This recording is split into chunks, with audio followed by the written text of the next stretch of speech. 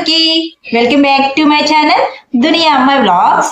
ఈ రోజు వీడియో ఏంటి అంటే లంచ్ లేకి చందువా చేపల పులుసు చేస్తున్నానండి. ఈ చందువా చేపల పులుసు నేను ఎలా చేస్తాను అనేది వీడియో చూసేయండి. వీడియోకు చూసే ముందు వీడియోకి ఒక లైక్ చేసి కొత్తగా ఎవరైనా చూస్తుంటే సబ్స్క్రైబ్ చేయండి. ఇంకా చందువా చేపల పులుసు చూసేద్దామా? ఇంకా ఇదేనండి చందువా చేప. నేను 1 kg పడే చందువా చేపను తీసుకున్నాను. ఇంకా చందువా చేపను ఇలా పీసెస్గా కట్ చేపించుకున్నాను. మనం పీసులు కట్ చేపించుకునేటప్పుడు పెద్దవిగా కాకుండా అటు చిన్నవిగా కాకుండా మీడియం సైజులో ఉండే విధంగా కట్ చేపించుకోవాలి. ఈ విధంగా ఉండాలి. చేప ముక్కలను రాళ్ళుప్పు వేసి బాగా కడిగి పెట్టుకోవాలండి. తర్వాత 1 kg చేపల పులుసుకి నేను చింతపండును 100 గ్రాములు తీసుకున్నాను. ఇక్కడ మీకు చూపిస్తున్నాను 100 గ్రాములు మెజర్మెంట్.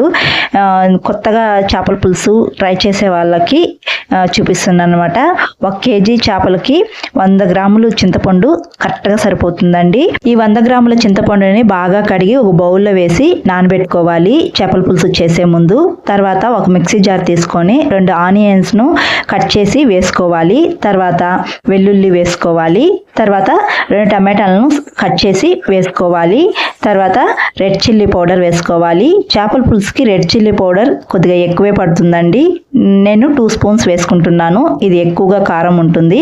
తర్వాత ధనియాల పౌడర్ 2 స్పూన్స్ వేసుకున్నాను. తర్వాత పసుపు కూడా 1/2 టీ స్పూన్ దాకా వేసుకున్నాను.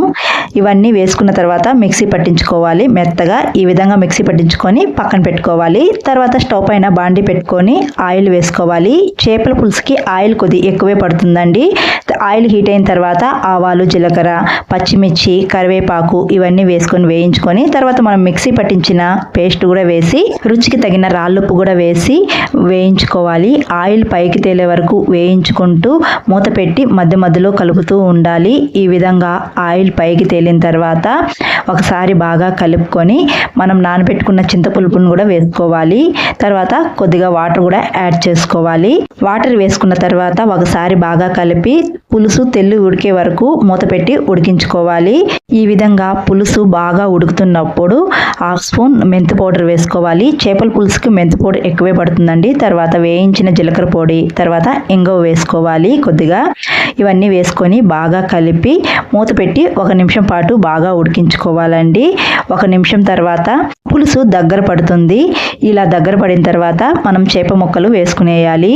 ఇలా చేప ముక్కలన్నీ వేసుకున్న తర్వాత ఒకసారి చేప ముక్కలన్నీ గరిటెతో కలుపుకొని మూత పెట్టి ఉడికించుకోవాలి 1 నిమిషం వరకు.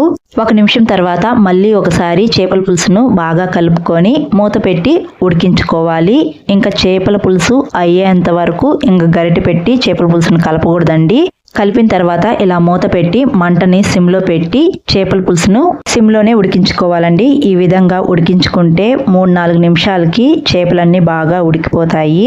3-4 నిమిషాల తర్వాత చేపల పులుసు రెడీ అండి. చూడండి చేపలు కూడా బాగా ఉడికిపోయాయి. ఇది కొద్దిగా చల్లారిన తర్వాత తింటే చాలా బాగుంటుంది. వేడి వేడి రాగి సంగట్లేకి అయినా రైస్ లేకైనా చాలా బాగుంటుంది. ఇంకా చేపల పులుసు ఉడికిపోయిన తర్వాత స్టవ్ ఆఫ్ చేసుకొని కొద్దిగా చల్లారిన తర్వాత సర్వ్ చేసుకొని తింటే చాలా బాగుంటుంది. ఎమ్మి ఎమ్మి చేపల పులుసు. చేపల పులుసు రాని వాళ్ళు కూడా ఈ విధంగా ట్రై చేయండి. చాలా బాగా కుదురుతుంది. చూసారు కదా చందువా చేపల పులుసు. మీరు కూడా తప్పకుండా ట్రై చేసేయండి. చేపల పులుసు రాని వాళ్ళు కూడా ఈ విధంగా చేసుకోవచ్చు చాలా ఈజీగా. ఇంకా మా లంచ్ లేకైతే చేపల పులుసు, ఎమ్మి ఎమ్మి చేపల పులుసు. చూసారా చేపల పులుసు చాలా బాగా కుదిరింది. ఇంకా వేడి వేడిగా రైస్ కూడా వండేస్తాను. ఈరోజు మా లంచ్ చందువా చేపల పులుసు ఎమ్మి ఎమ్మిగా ఉంటుంది. వీడియో నచ్చితే ఒక లైక్ చేయడం అసలు మర్చిపోకండి. మీరు చేసే ఒక లైక్ మోర్ వీడియోస్ చేయడానికి ఎంకరేజింగ్ గా ఉంటుంది. ఇంకా కొత్తగా ఎవరైనా చూస్తా అంటే సబ్స్క్రైబ్ చేయండి. మరొక వీడియోలో మళ్ళీ కలుద్దాం. అంతవరకు to follow Duniya Ammayi vlogs. Thanks for watching. Bye.